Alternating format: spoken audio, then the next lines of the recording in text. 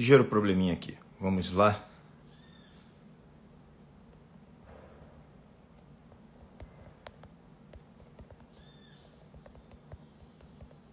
Adquirir cultura. Tô fixando aqui o comentário.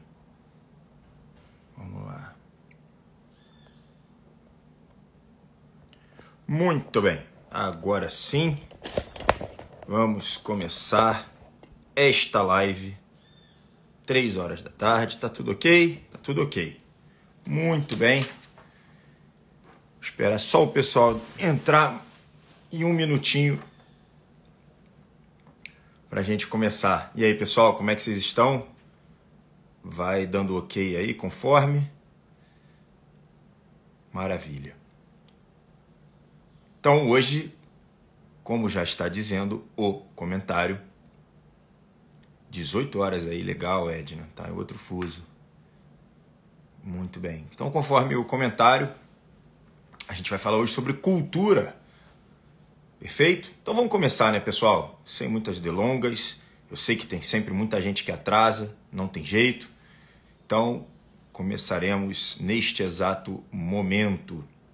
Pessoal, então hoje falaremos sobre cultura, ainda dentro daquela nossa sequência de lives sobre a apresentação da pirâmide de ascensão humana, certo?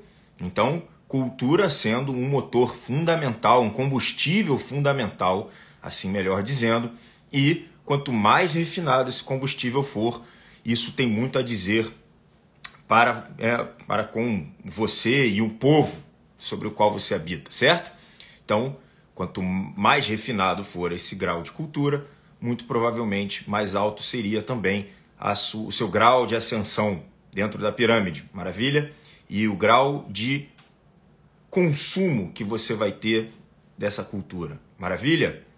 Então, temos uma íntima relação com a pirâmide, mas se a gente tivesse hoje de apontar na pirâmide onde estaria, seria no segundo andar, o andar de entrada, o andar de problemas das massas, certo? É ali que a gente vê um prejuízo mais contundente na pirâmide, certo? Então, a gente vê ali muito bem claro o quanto que existe uma falta de cultura ou um mau entendimento desse tema. Assim, claro que a cultura será consumida em absolutamente todos os andares, como bem disse. Então, temos um combustível que será mais e mais refinado de acordo com o seu andar, tá bom? Muito bem. Então, quando a gente pensa em definição de cultura, nós temos uma representação de uma bagagem. São expressões, são histórias de um povo, certo? Então a gente olha uma bagagem, algo que a gente vem trazendo ao longo de muitos e muitos anos. Nós vemos as expressões daquele povo, expressões lúdicas, através de festas, através da religião, das liturgias, da política, do entretenimento. Só que com essa definição de conjunto de experiências humanas, a gente acaba perdendo, através dessa abrangência, a gente acaba perdendo um senso qualitativo de cultura. Vamos repetir então, vamos lá. Olha só. Quanto mais abrangente for a definição de cultura, que é o que a gente está vivendo hoje, o que é cultura? Cultura é tudo. Bom, se é tudo, não é nada. Isso vai fazendo com que a gente perca o substrato qualitativo.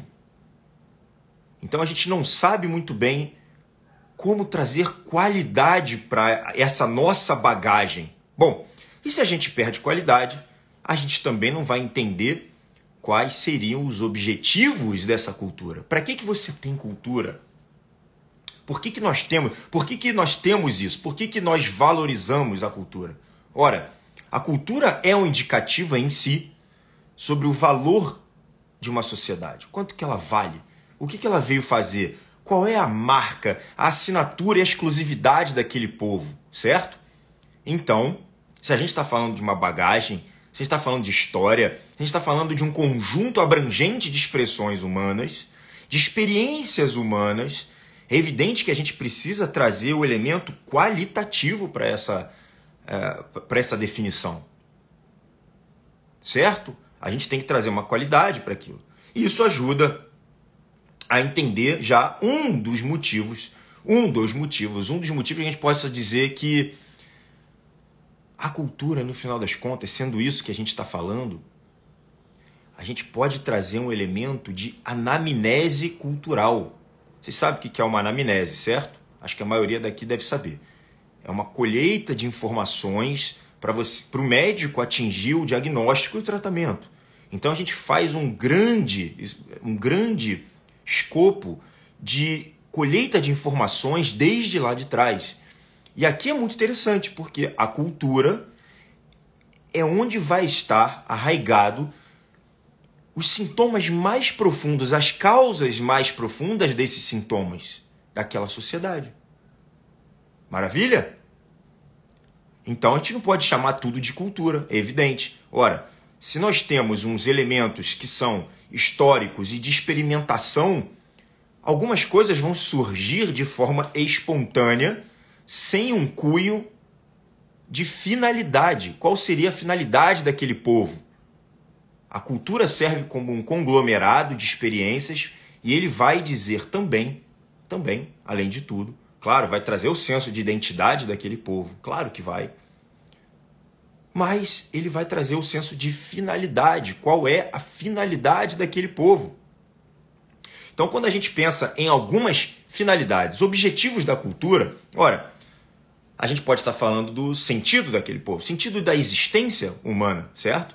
Isso aqui é muito bom. Olha, a minha cultura está me ajudando na descoberta de uma coisa que vocês vivem me perguntando. Qual é o meu sentido? Qual é aquela coisa, aquela plenitude que eu tenho na minha existência? A cultura vai te ajudar nisso. A cultura é uma bússola. Perfeito, Eliseu. Excelente. A cultura tem a ver, então, com, até parece o nome, né? Na etimologia da palavra, com cultivar. Com cultos. Se a gente for pegar a palavra do cultivo, a gente está atribuindo o elemento de esforço na nossa cultura. Ah, interessante, Bruno. Então, falamos de experiências, de abrangência, né, de vivências humanas. Então, a gente percebe agora que isso tem que ser cultivado. Existe um esforço para você manter a ordem daquele povo. Mais ainda, existe um elemento de prevenção de novos erros. Se você está falando de experiências humanas, a gente está falando, então, de prevenções dos teus próprios erros. Ora, imagina, hoje nós temos quantos bilhões de pessoas no mundo? 8? Chegou a 8? Acho que era isso, né? 8 bi. Se você for pegar o número de pessoas que já viveram, eu não faço ideia, mas eu vou chutar coisa de 40, 50 bi, certo? Pessoas que já viveram e que morreram. Então, quando você acessa a cultura, é que nem você acessar um HD externo, né? Uma nuvem, um inconsciente coletivo e tudo mais. Isso tem uma parte que está dentro de você, falando já de uma coisa até meio que, né, místico e holístico. Sim, mas isso não é de forma alguma automático. A criança não chega, não nasce e fala, ah, eu sei tudo sobre o meu povo. Isso não acontece. Então você tem que ensinar o teu filho. Então você tem que ensinar as crianças na escolinha. E você vai passando a carga do povo de geração a geração. E essa criança ela vai poder olhar, vai virar e falar, poxa, legal. Então, eu entendi que meu povo já sofreu certas lições e que assim eu não preciso criar algo novo que vai dar errado. Isso vai prevenir meus próximos erros. Você acaba se tornando uma pessoa muito mais sábia. Basta você ter um pouco de cultura. Claro que, da onde que viria esse cultivo de cultura? Através das experiências, isso sem sombra de dúvida. Quem vive a vida mesmo, viveu a história, vai ter necessariamente uma substância muito mais profunda e sólida da vivência. Mas não é só assim. Você tem um outro tipo de pessoa, e claro, você tem todas as pessoas no meio do caminho, que vão observar outras culturas e outras vidas e outras experiências de outras pessoas E elas farão um compilado observacional para fazer uma própria história, para passar esse livro, esse filme, ou um elemento de arte, de cultura que está inerente à arte. Talvez uma música, uma pintura, um traço na política ou algo do gênero. Perfeito? Então você tem as pessoas que vivem e que vão ser grandes autores de histórias mirabolantes, e você vai ter pessoas que, olha, elas vão fazer um compilado das observações, e são grandes observadores, e elas vão poder criar algo novo, criar algo que seja uma mistura, um blend, uma mistura, um compilado dessas outras vidas humanas que viveram e tiveram algum tipo de brilhantismo. É claro que uma tem mais substância do que a outra, mas a cultura não precisa dessa autonomia toda, certo? Ela não precisaria dessa autonomia toda. O compilado serve. Tendo dito isso, a gente já percebe que a apropriação cultural, que é um tema debatido hoje em dia, ela é uma idiotice. Ora, se a própria cultura tem como finalidade o aprendizado e a educação, você nada mais está fazendo do que se educando através de outras experiências. Não é assim? Mas que coisa óbvia e evidente. É óbvio e evidente. Ah, então, não, Bruno, você está errado. Ora, então todas as nações que vivem sob democracia estão se apropriando da Grécia. Isso não faz o menor sentido, o menor cabimento. Essa é uma das grandes finalidades da cultura. Mas é claro que você tem outras. O aprendizado dessa cultura, ou seja, o cultivo, lembra que eu falei de culto e cultivo? Que tem a ver esse esforço humano, ele vem através de contemplações, contemplação da arte, que é uma coisa que poucas pessoas no Brasil fazem. Quando você vai no Louvre, quando você vai no Vaticano, quando você vai em algum museu que tenha grandes artes, né? Você passa um tempo observando, contemplando. É claro que você pode contemplar todos os sons a si mesmo, os seus barulhos do teu próprio corpo. Você pode fazer isso, claro, deve. Que é uma coisa que Aristóteles já falava, que hoje chama de mindfulness, mas isso já existia há muitos anos. Confúcio já fazia isso, certo? Então, Buda fazia isso, não tem nada de novo. Você pode fazer todos os tipos de contemplação, mas uma delas está justamente na arte de um povo. E você vai olhar e você vai perceber através dos símbolos. A arte se passa através de símbolos. E isso é uma coisa necessária que você entenda. Quando eu digo símbolos, eu não estou falando só de um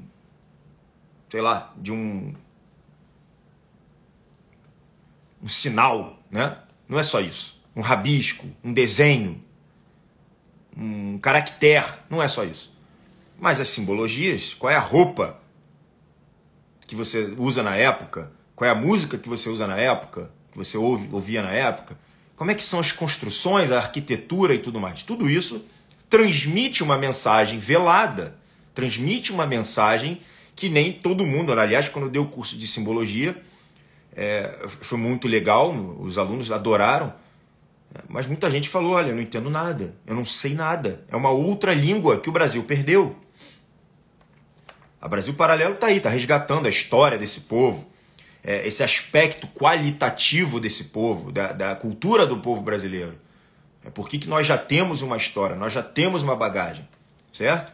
Então, a gente entende que a cultura tem como finalidade não errar tanto, não errar mais, e que, olha, você vai estar diante de problemas na tua vida que em uma só vida você não saberia e não poderia resolver. Não é assim? Olha só, vamos lá. Imaginem problemas que sejam tão grandes, tão difíceis, tão complexos, que em uma vida você não descobriria sozinho, talvez por falta de inteligência, talvez por falta de bagagem, ou simplesmente porque são muito complexos mesmo, são muito difíceis. Por exemplo, o problema da escassez, da fome, da miséria, o problema de qual regime político nós devemos adotar. Então, quando você pega na cultura e na história, você vai perceber a relação intrínseca com o ambiente e com a história desse povo. Aí você vai ver, puxa vida, é verdade, já tentaram isso. Erraram. Essa nossa relação que nós temos com aquele rio, sei lá, uma civilização perto do Nilo, ou do Danúbio, a gente não pode sujar esse rio, porque já sujaram uma vez e deu problema. A ruptura da barragem de Brumadinho, peraí, não vamos fazer isso de novo. Dá problema, não vamos fazer desse jeito, vamos fazer de outro. Isso vai agregando, é bom que a gente lembre. Ora, os problemas que os soldados estão voltando, os veteranos de guerra estão voltando dos Estados Unidos para os Estados Unidos, eles são veteranos, combateram no Iraque, no Vietnã, no Afeganistão. Eles voltam cheios de problema, né? Cheio de transtorno de estresse pós-traumático. Eles são responsáveis por alguns crimes, e depressão, suicídio. Então, aquela coisa complicada. Ora, a gente precisa, então, elevar a moral desses soldados. A gente precisava trazer uma aposentadoria. É melhor que a gente faça um enaltecimento em um dia dos veteranos. Isso tudo é através da cultura. E você vai inserindo isso através de uma cultura. Então, cada país, cada nação, cada povo vai trazer uma assinatura. Vamos lá. A assinatura do suíço, como é que ela é? Ora, a gente pensa na Suíça, pensa em relógio, em canivete, em neutralidade política. A gente pensa em montanhas, vaquinhas, né? Pronto, você pegou a história da Suíça. Pegou a história da Suíça. Alemanha. Puxa, a Alemanha, né? Então, tem uma coisa que remarca muito, não posso nem falar o nome, mas tem uma coisa que é muito marcante na história da Alemanha. Poxa, é verdade, olha, é um povo muito bonito, de uma língua complicada, uma língua meio bruta. Olha, entendi. E eles têm na personalidade deles uma coisa de obediência à ordem. Quase que parecem robôs. E são pessoas muito econômicas, né? Que pensam muito na parte financeira. Entendo. É até esperado agora. Você consegue entender aquele regime político. Quando você pensa no Japão, honra, valores, aquela coisa muito enrijecida, repressão sexual, importantíssima lá. Honra pra caramba. Qualquer coisa que acontecer ali já sai um pouco do escopo, eles vão cometer... eu não sei nem se eu posso falar, mas enfim, vocês sabem o que eu tô falando, né? E no Brasil? Qual é a ideia que aparece aqui? Olha, no Brasil, pensa aí vocês, mas é o que o mundo, tá na boca do mundo, quando você pensa e fala, olha, é o carnaval, é o futebol, né? São as mulheres, o turismo sexual, o hedonismo, pessoa que não quer nada, não quer trabalho, não tem compromisso, certo? Nós não somos conhecidos pela nossa intelectualidade, nem pela nossa excelente medicina. Nunca ganhamos um prêmio Nobel, né? Nunca fizemos isso. Então, isso fica arraigado na nossa psique. Mais uma vez, então, cultura sendo um conjunto de experiências humanas, a gente também, nesse momento, entende agora que o cultivo da cultura seria determinante na criação da nossa assinatura cultural. Por isso, precisamos, né, você trazer o elemento de cultura e ensinar os mais jovens o tempo inteiro. Só os mais jovens? Não, né? Todos nós, o tempo inteiro. Até que você chegue em um patamar de alta cultura. Seria a alta literatura, a poesia, uma música mais elevada. Sai daquelas esferas populares que, como eu falei no início da live, tem um cunho de realidade? Tem, mas perde-se o elemento qualitativo. E uma vez que você perde o elemento qualitativo, é evidente que você vai perder absolutamente toda a finalidade da cultura. A outra finalidade, só passando assim, a gente está falando do culto. Cultura, culto. E no culto, A gente pode estar falando de um culto de adoração religiosa, assim como um culto intelectual, e que ambos estão buscando a mesma coisa, que seria a busca pela verdade. Ora, grande finalidade cultural, grande finalidade de um povo, que, além da busca de uma formação moral, tem ali incutida nesse aspecto da palavra, na etimologia da palavra, nós temos a busca à verdade. Isso se expressa através dos cultos. Então temos pelo menos duas grandes vertentes na parte cultural. Não é uma maravilha? Então isso aqui explica bastante sobre a cultura e o que a gente vem aceitando como cultura. Isso realmente não poderia vir a ser esse entretenimento vazio, desprovido de qualquer tipo de história e tudo que a gente já viveu, as nossas guerras, a nossa música que já foi enriquecida. A Aline perguntou se pode mudar. Pode, pode. A cultura está sendo escrita nesse momento. Ela está sendo formada nesse momento. A gente consegue formar novas assinaturas conforme o tempo for passando. Então, é claro que nós temos muita cultura. Você vai lá na Brasil Paralelo, tem um documentário só para resgatar essa sensação, que seria uma sensação quase que de amor à nossa história e um entendimento da nossa cultura que foi perdida. Nós não temos memória. Isso é uma verdade. Isso é uma verdade. Nós não temos memórias. E sem memória, você tende a errar de novo, e de novo, e de novo. Quando você aceita essas culturas que estão tentando atochar na gente, que tudo é arte, a música, qualquer uma serve, começa a ter uma manipulação cultural. A manipulação cultural é de fundamental importância para a gente. Por quê? Olha, você tem pessoas, isso está escrito lá na caverna, o mito da caverna de Platão. Você tem pessoas que desejam controle. Para isso, elas empobrecem a sua cultura, trazendo tudo de mais rudimentar e primitivo, e você compra isso e você chama exatamente isso de cultura. Lembra que a gente falou, então você estaria desprovido de culto, desprovido daquele senso histórico, do senso moral, do cultivo, do esforço, do registro histórico, tendendo então aos novos erros, tanto na vida pessoal quanto na vida social. Esse vazio, esse entretenimento vazio, uma política sem pensar, você está sujeito a cumprir agendas. Ora, tem alguém que agora está estupefato e surpreso com o que eu estou falando? Absolutamente ninguém, né? Que a gente está suscetível ao cumprimento de agendas. Tem alguém que está, oh meu Deus, que coisa impressionante que você falou. É evidente que não, todo mundo sabe disso.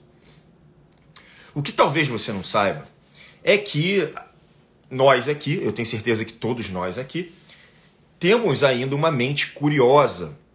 E a mente curiosa é uma mente desafiadora. E ela se move através de uma força chamada insatisfação. E eu quero para vocês que vocês mantenham um grau de insatisfação constante na vida de vocês. Eu preciso que vocês mantenham um grau de insatisfação constantemente na vida de vocês. É isso que vai fazer com que vocês busquem, tá bom? Então, por que eu estou falando isso? Você tem lá na caverna os amos da caverna. São também escravos igualmente e eles tentam manter o funcionamento da caverna, certo? Eles tentam evitar de que pessoas saiam da caverna. E aqui está todo mundo ou fora ou na bordinha, já querendo sair, certo? Só que existe uma figura que tem sido agora, relativamente falada, muito pouca gente conhece isso, que são os guardiões do portão, the gatekeepers. Vamos lá. me acompanha aqui. Quando você está perto bom, você está estudando, que nem você está aqui agora comigo, ou na mídia, você tem alguns canais que são um pouco mais contra a cultura, não é assim? E que vão te dando pílulas de verdades e de choques, e você fala, meu Deus, mas é isso mesmo, aquela coisa. E nessa hora, você acha que você está fundamentado e pautado na verdade. E você fala assim, puxa vida, talvez a Jovem Pan seja a mídia mais de direita que eu conheço. Talvez a Fox News seja a mídia mais conservadora que eu conheço. Mas eles sabem que eles não podem falar qualquer coisa. Eles cumprem também regras. Eles não podem falar qualquer coisa. Não há uma liberdade plena de expressão. Então, nessa hora, você tem uma trava que você não consegue sair. Você acha que está fora. E você não está lidando ainda com a verdade. A verdade seria uma busca que você teria de fazer através da insatisfação e da curiosidade. Então, se você chegou lá e se satisfez, você vai voltar para a caverninha e vai achar que você está abafando porque viu Fox News ou Jovem Pan. Eles são os gatekeepers, talvez até de forma inconsciente. Eles vão segurar você exatamente onde você está e você vai achar que você está abalando. Nossa, eu sou um extremista. Simplesmente porque você viu meia dúzia de coisas ali.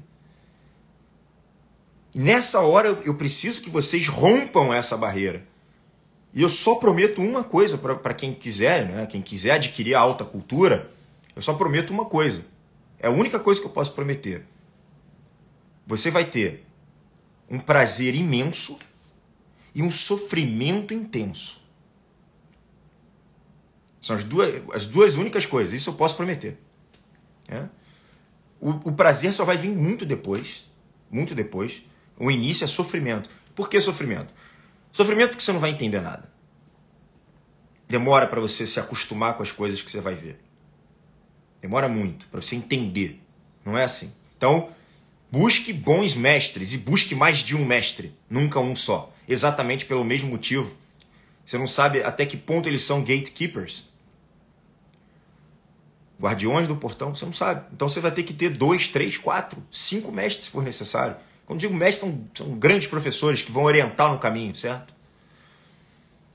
E depois, você vai ter um sofrimento que você vai acabar se destacando da sociedade e isso é doloroso. E não tem outro jeito. E não tem como. Quem acordou, acordou. Não tem volta. Viu esse videozinho? Não tem volta. O único jeito de você ter volta agora é se você estiver me achando um idiota. Bruno, as coisas que você está falando não faz sentido nenhum para mim. Então, realmente, para você tem volta. Você pode voltar lá para o lugar que você estava. Né? Tá tudo certo. E aí você vai ficar lá. É um sofrimento mais morno e mais longo. Agora, uma vez que você opte pela cultura, aquisição de cultura, você vai ter um engrandecimento e você vai ter as dores do engrandecimento, que são as mesmas dores de você sentir os ossos se expandindo, ou a dor da academia para você sentir os músculos crescendo, hipertrofiando, ou o esforço que você fez para passar na prova de matemática. E sim, você vai se isolar, é evidente. Alguma coisa não tem jeito.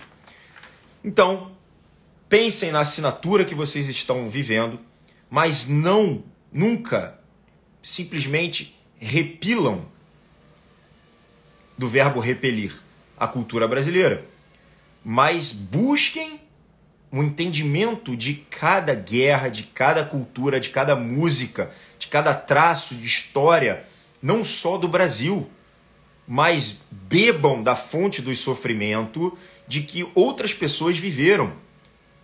2 grandes autores, a gente pode trazer nesse caso, Nietzsche e Dostoiévski. Eu não aconselho que vocês leiam Nietzsche. Nietzsche só lê quem leu já Aristóteles, Platão, o fragmento de Sócrates. tá? E, se possível, até um pouco da literatura católica. Quando você chegar nesse nível, tá tudo bem, vai lá e lê Nietzsche. Você vai ler alguns pontos centrais do Nietzsche, você vai rir. Você vai rir, você vai falar, esse cara é um idiota, maluco. Mas, na descrição psicológica da dor que ele sente, ele é um gênio. E Dostoiévski nem se fala, talvez um dos maiores autores do mundo. Isso você vai te engrandecer. Mas também leia, por exemplo, a Odisseia. A Odisseia. Se possível, a Ilíada também, mas a Odisseia é bem mais fácil de ler. Ou acompanhe lá o Guilherme Freire, o Rodrigo Gurgel. Eles estão sempre trabalhando com essa literatura. Você vai ter um mestre te ensinando. Ou a jornada de Dante, com Virgílio, do inferno até o céu. Aquilo é maravilhoso, né? Então, é algo que vai te engrandecer, vai te elevar como espírito, mas não é só isso não. Saiba de uma coisa, isso vai te trazer prosperidade. Isso vai te trazer dinheiro. Os meus sócios, que estão numa empresa deles, tá indo grande bonança. Tem dois ali que são grandes filósofos, sabem muito o que estão falando. Eles estão estudando os movimentos de uma sociedade. Um deles, principalmente, é a parte mais moderna. Eu sempre falo para ele, volta lá no clássico. Ele lê muita filosofia moderna, que então já está cheio de contaminação, mas ainda assim, a visão abrangente que ele tem do mundo faz com que isso prospere. Na história da humanidade, toda vez que teve um boom filosófico, que brotaram grandes filósofos, com grandes criações, grandes obras, grandes pensadores, logo depois o mundo experimenta uma bonança econômica gigantesca. Aconteceu isso na Grécia, aconteceu isso em Roma. Aconteceu isso há pouco tempo, na Revolução Industrial, logo depois. Quando aparecem grandes filósofos, você tem um período de bonança econômica. Isso vai acontecer na tua vida. Você vai começar a entender coisas. E no longo prazo. O que eu chamo de longo prazo? Tá? Um terapeuta simbolista, eu falo que longo prazo seriam 7 anos. Se você se dedicar a estudar 7 anos, adquirindo cultura, os teus sofrimentos, eles vão mudar completamente.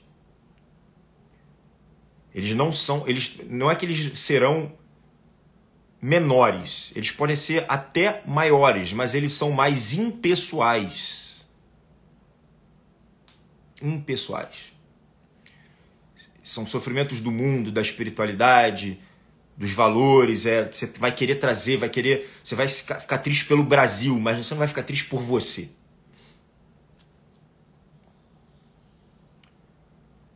Perfeito, pessoal? Então, encerramos por hoje e qualquer pergunta, mandem na caixinha. Um fortíssimo abraço a todos, nos vemos provavelmente na sexta-feira.